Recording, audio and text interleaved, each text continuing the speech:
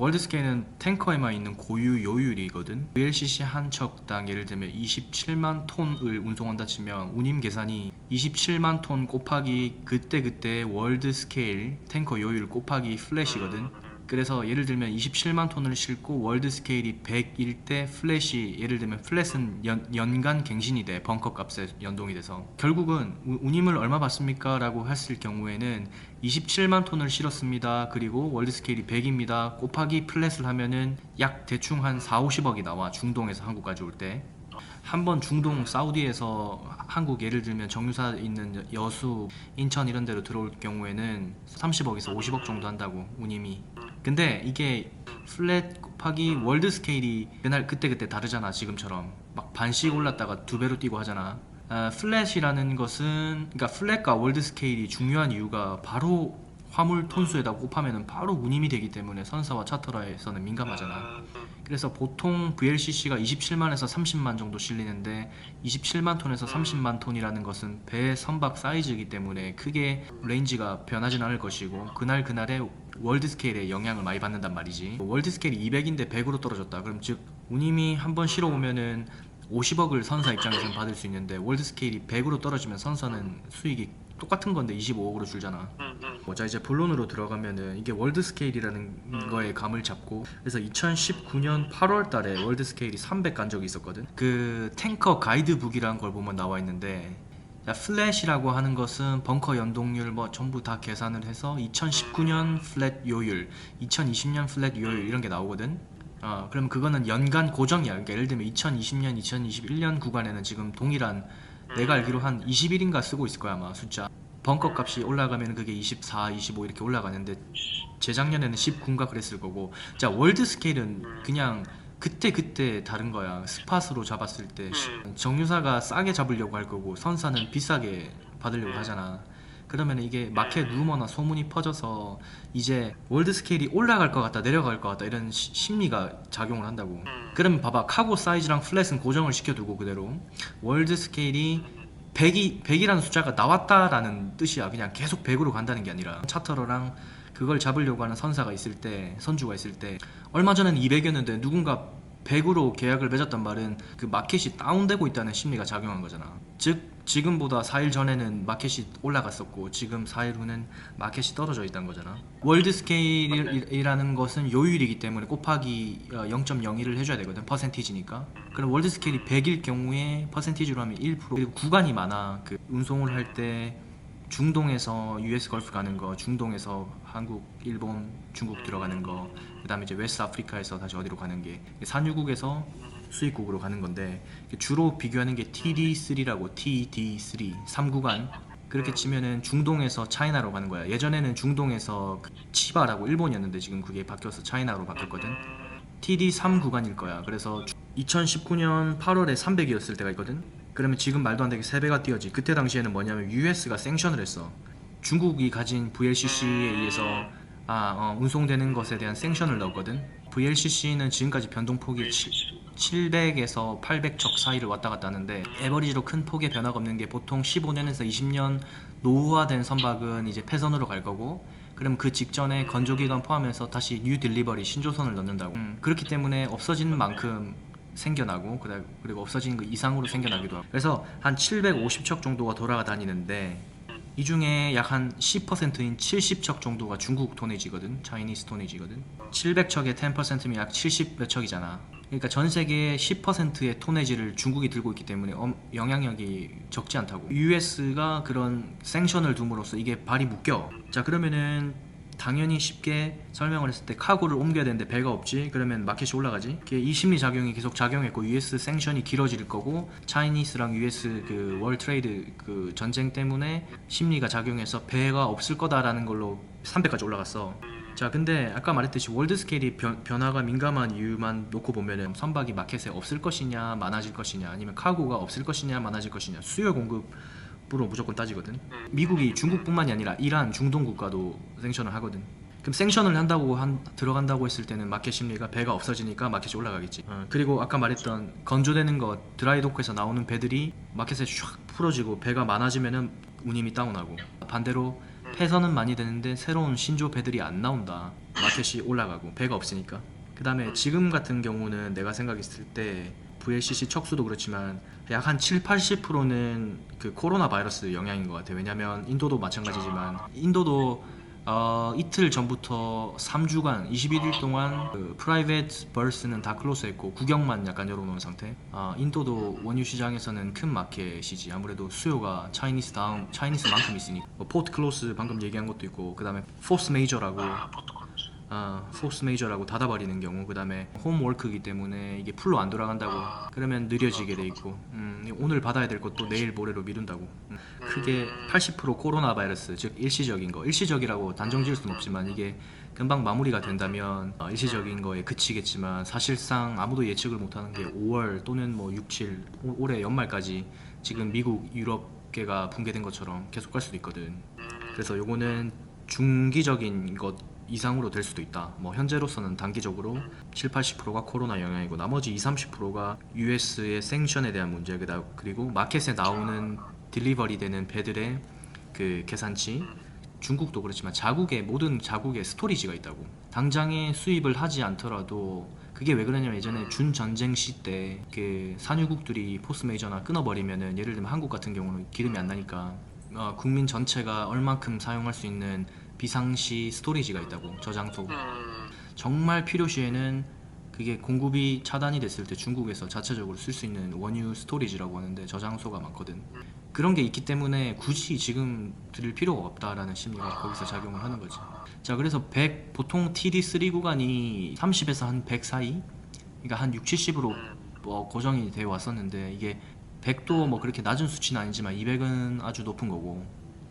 그리고 이게 200이 나왔다, 200이다 이렇게 말하는 것은 뭐냐면, 배 한 척이 그렇게 픽처를 냈다는 뜻이거든. 배 한 척이랑 어떤 차터러가 월드 스케일 200으로 하나 계약을 했어. 그렇다고 해서 모든 나머지 700 몇 척이 다 200으로 가는 게 절대 아니야. 피크점이 될 수도 있는 거고 더 높아질 수도 있는 거고. 그러니까 마켓의 그런 중개인들에 의해서 소문이 200이 찍혔다, 그리고 그게 검증됐다라고 하면, 현재 마켓은 200까지도 심리가 작용하구나 라고 하는 건데, 선사들은 그 정도가 계속 유지돼서 돼줬으면 좋겠지만 차터러들은 낮추려고 하거든.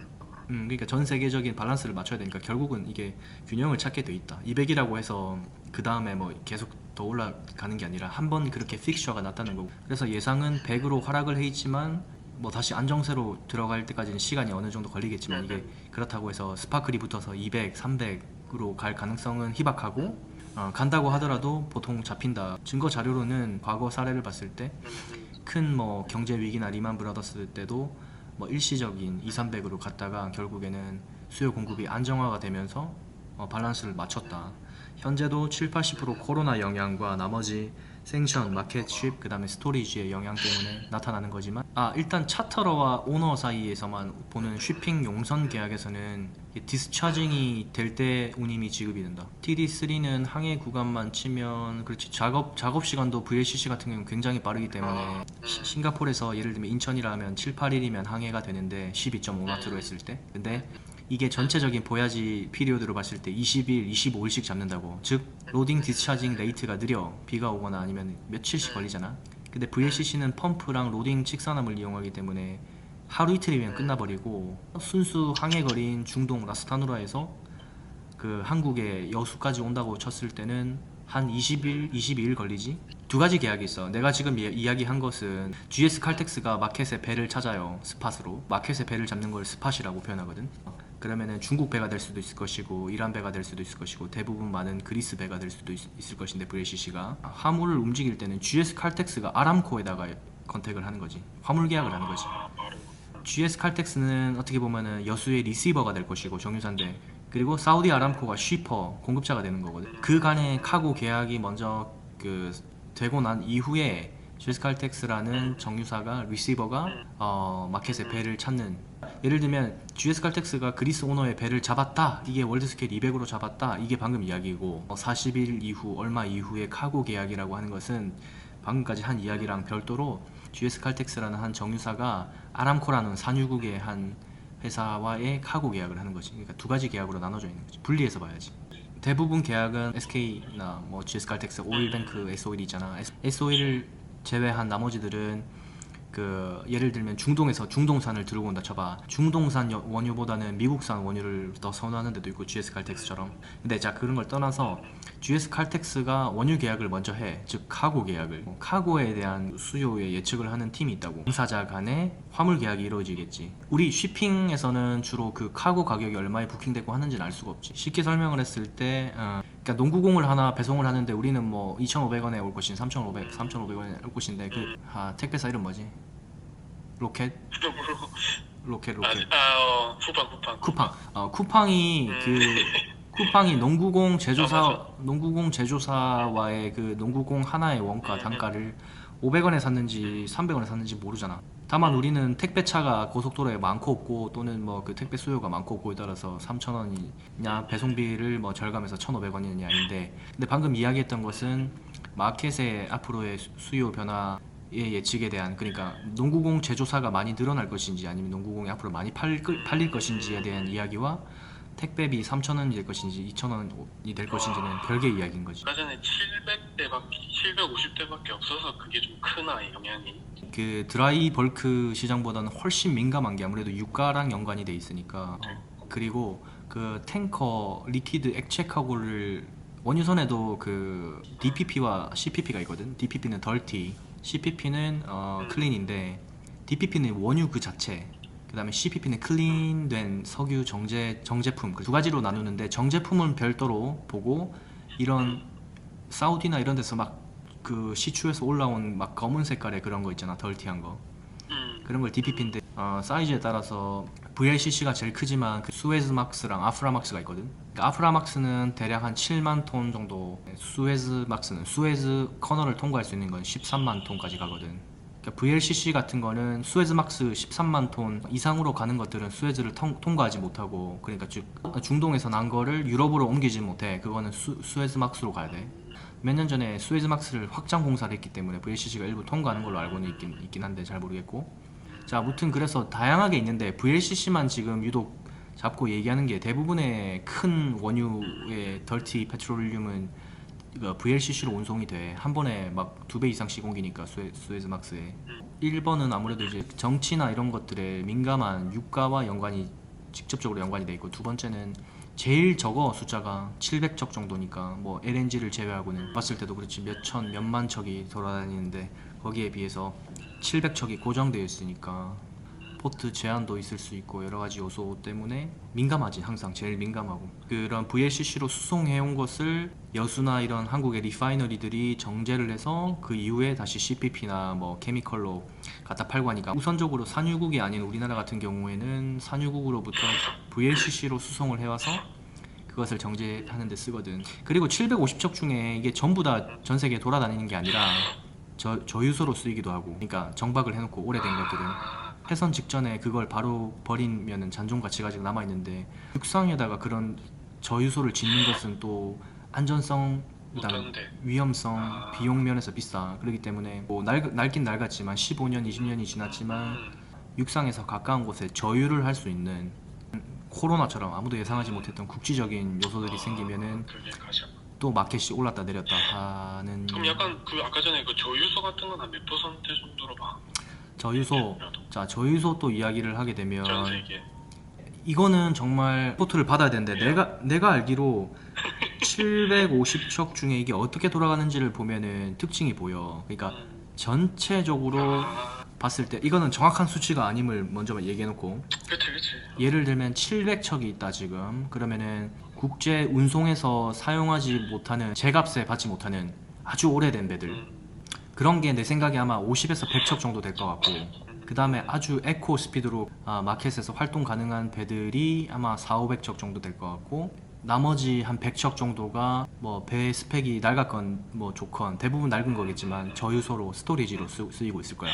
실제로 따지면 4,500척 정도가 들어가 있을 텐데, 400척이 좀 중요한. 근데 이 중에서 4,500척 중에서도 COA Contract of Affreightment라고 그 장기 계약, 그게 많지. 그게 아마 150, 200척이 되지 않을까. 쉘 같은 데서 갖고 있는. 쉘, 그렇지. 그 다음에 중국 대형 뭐 화주에서 갖고 있는. 화주사에서 그 배들은 본인들 자기 화물만 운송하도록 계약이 돼 있어. 쉽게 얘기해서 700척 중에 100척은 묶여 있고 한 100척은 노후화가 돼 있고 4,500척이 영업 가능한데 그 중에서 약 한 200척 가량이 COA에 묶여있다 치면 단순 계산으로 한 300척 가량이 뭐 마켓에 나와 있는 거가 되겠네. 절반이 좀 채 안 되네. 뭐 답변이 됐을지 모르겠는데 뭐 아는 대로 얘기를 해봤네. 100% 신뢰성은 없는 거로 생각을 하고 뭐 우선 이해 차원에서 그래.